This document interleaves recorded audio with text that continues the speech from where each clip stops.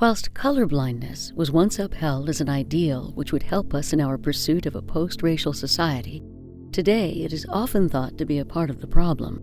In fact, supporters of critical social justice ideology say that those who strive to achieve colorblindness are actually denying the struggles of ethnic minorities and are upholding and perpetuating a white supremacist system. But what exactly does colorblindness mean? And does it help or harm our quest for social justice? First, let's get clear on our terms. We want to distinguish between two kinds of colorblindness, what we call naive colorblindness, and what Coleman Hughes has termed metaphorical colorblindness. Understanding colorblindness in a naive sense often leads to the demonization of the concept. It says we literally don't see color, or that good people don't see color. As you can probably guess, this is impossible. We all have eyes. We all see race.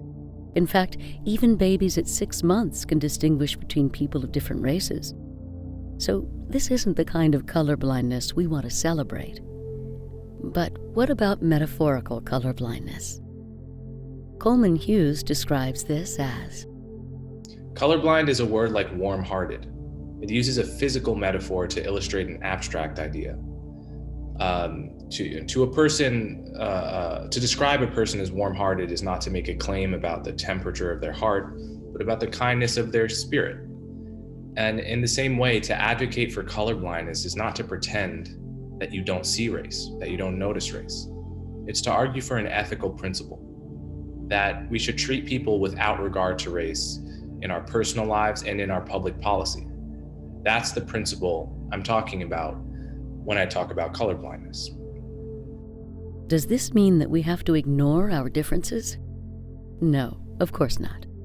We can celebrate the diversity of the human race by celebrating our individuality and differing cultural backgrounds, but these differences are hardly determined by the color of our skin.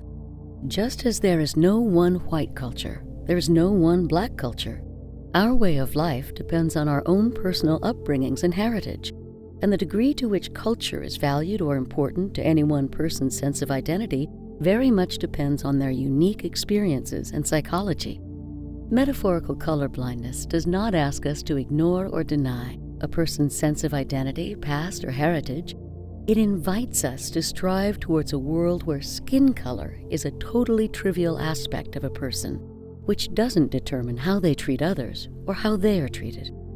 Or, as Sam Harris puts it, if we're going to get to a future where race is much more like hair color than anything else, how would you imagine that we're going to get there by paying more and more attention to the significance of race?